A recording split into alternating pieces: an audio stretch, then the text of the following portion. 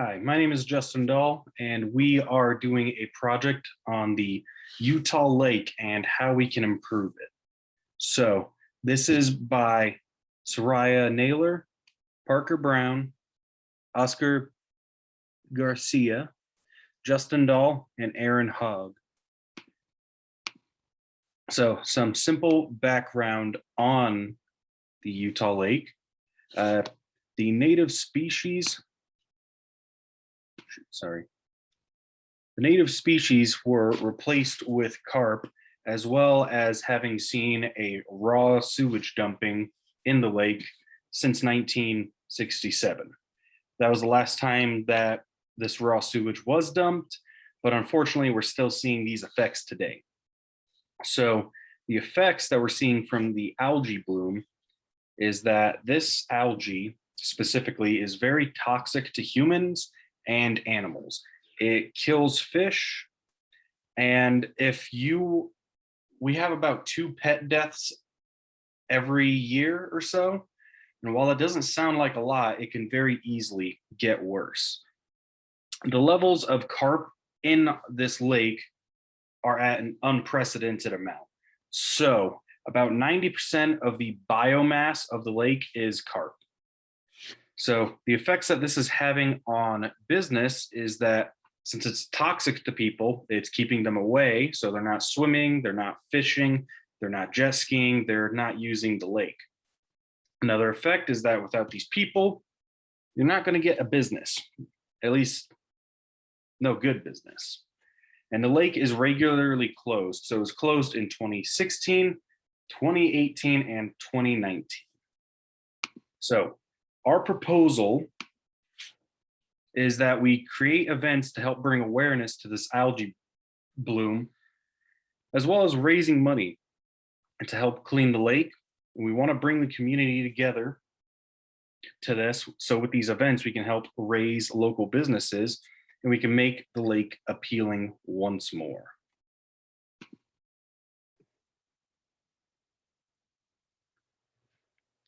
We conducted a survey consisting of the following 5 Likert scale questions. Do you view Utah Lake as an integral part of Utah County's identity? Has the algae bloom impacted your willingness to visit Utah Lake? Would you be willing to visit the lake if events like concerts or food truck roundups were held with portions of the earnings going towards resolving the algae bloom crisis? Would you be willing to volunteer for such events? Would you be willing to volunteer in assisting to help clean up the lake? In addition to these Likert scale questions, we provided a free response question gauging interest in different events. We wanted to ensure that respondents had the opportunity to provide us with things that they would like to see to gain traction and interest in going to Utah Lake. And then we also added a vendor specific question to gauge interest in different vendors and if they are willing to provide their services for any events that could possibly be held at Utah Lake.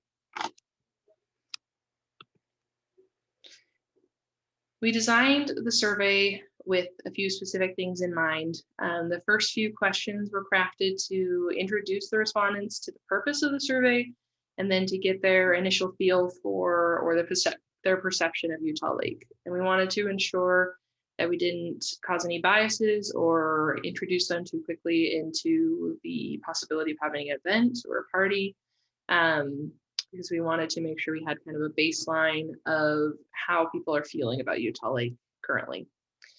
Each of the following questions gauge the respondent's interest in the possible solutions our team had created, such as having a concert event or a food truck roundup.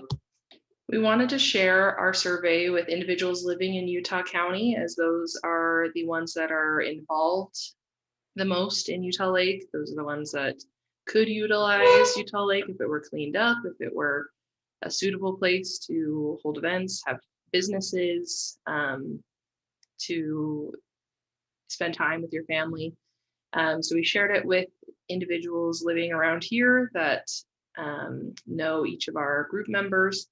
And we currently have 80 responses, and we're looking forward to keeping that open to get many more responses and to get the best information we can.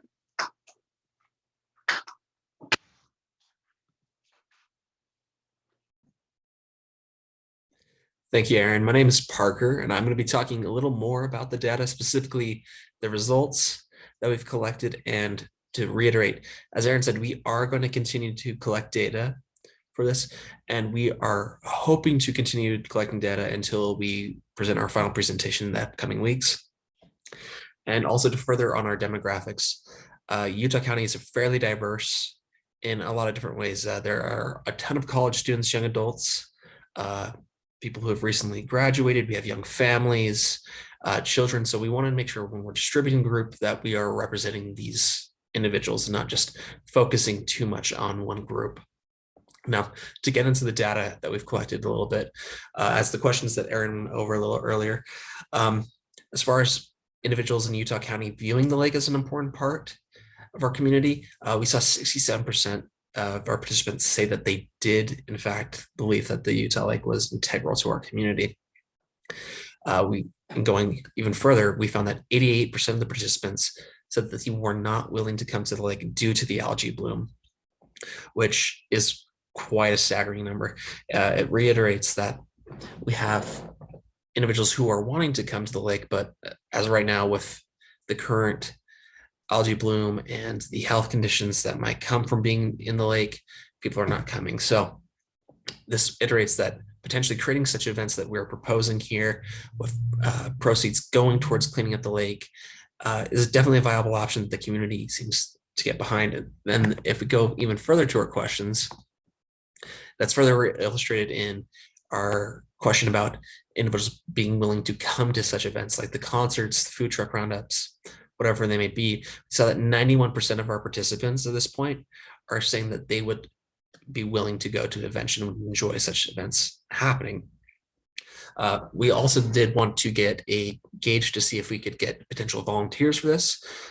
This we saw about 66% of our participants felt somewhat ambivalent or not as interested or keen in volunteering. So if we were to do such events, we would likely need a lot more help from venues and would have to make sure we have budget or money allocated to have that additional help that might be needed.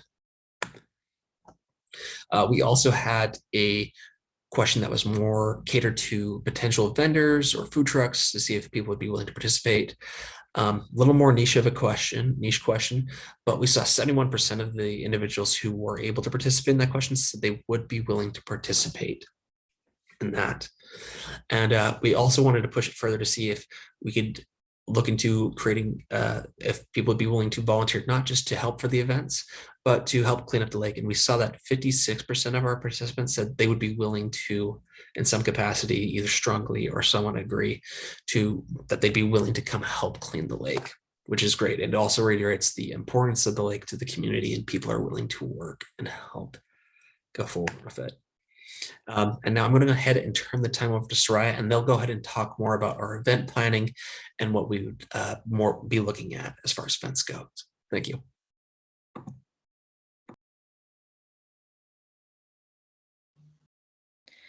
Hello, my name is Soraya, and I'm just going to talk to you a little bit about the event planning part of our project. So let me just pull up the presentation.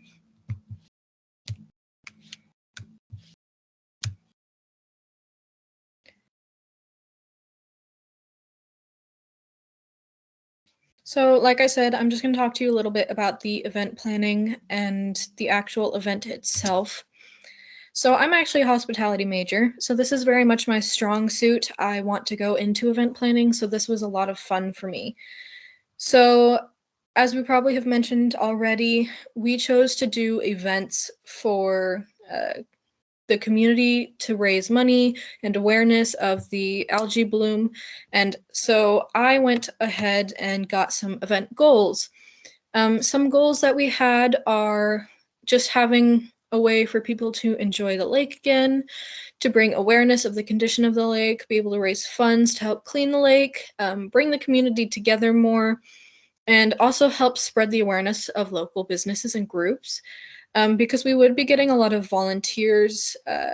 We would want to have more localized businesses and maybe like clubs from UVU and such to help out with this, because this would also bring awareness to them. So we want to help them out as well.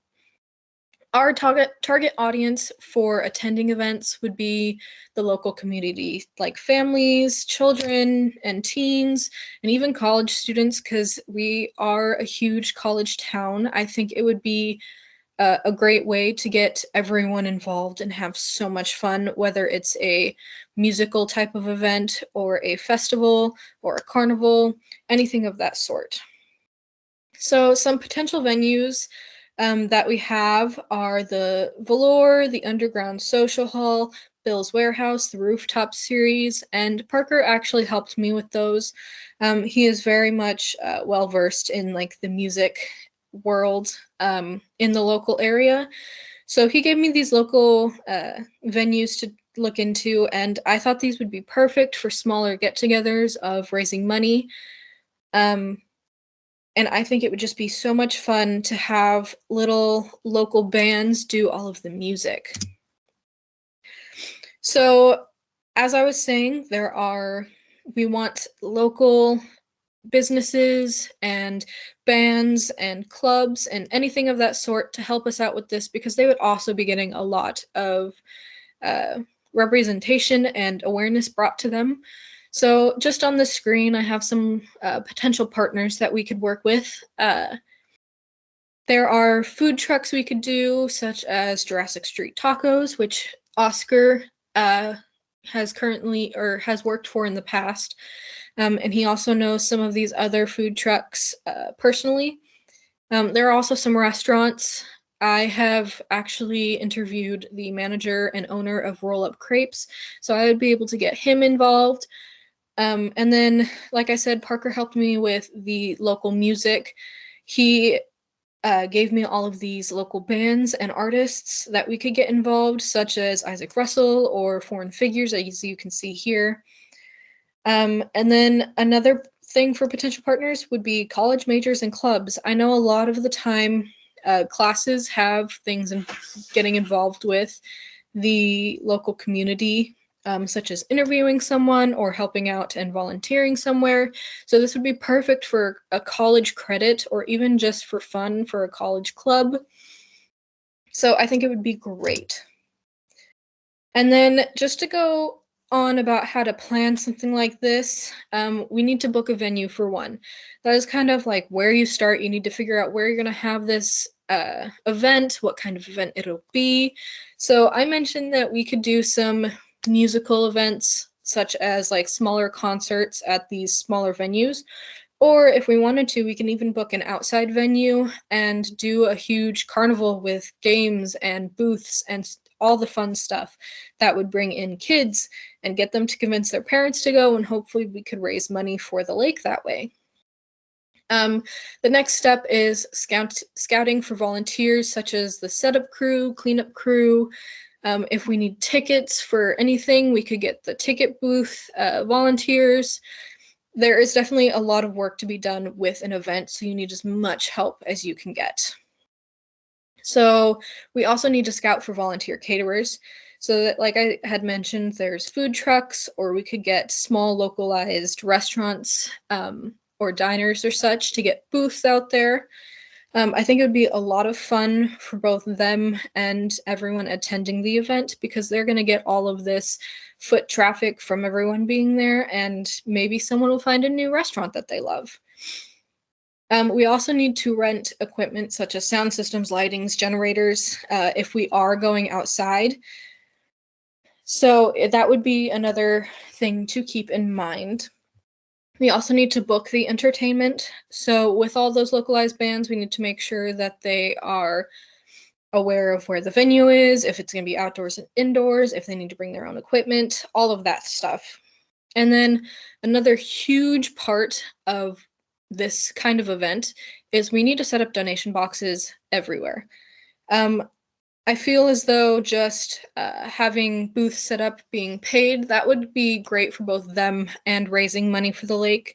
But just donation boxes will also urge people to add just a little bit more to the funding of the lake, because I think it is important that we raise as much as we can.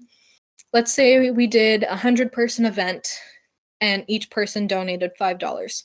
That is $500 within one event. And if we did that every 3 months, so every like quarterly, that is $2,000 a year just to help with lake cleanup. So that is not even including the money we get off of our volunteers, because of course they would take their cut, but we'd also want as much money as we could to raise funding for this lake to get people back out there and having fun and enjoying it. So I think that would be perfect.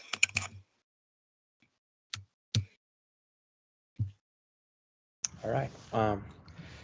So first of all, thank you for spending the time to see our project. And well, I just want to start off by saying that this project is or was such an amazing project in my own experience, because I'm an international student from Guatemala, and just being able to be part of such a great cause, it's of course amazing for me. So I'm thankful for that. My part of the project was the cost and the budget of how to run things, and I think that my teammates and I did a great job in actually finding the resources that were gonna help us be cost free. Of course, in a project like this, what we want is to raise money somehow and not spend money, right? Um, so that's what we did with my teammates, with my group of friends now. And just to give a brief summary of the project, we decided that it was a good idea to work with with Utah Lake. We know that Utah Lake is such a beautiful lake. However, from some time till now, it's being contaminated, so it's not a safe environment for people. And if it's not a safe environment for people, that also means that it's not a safe environment for businesses around it.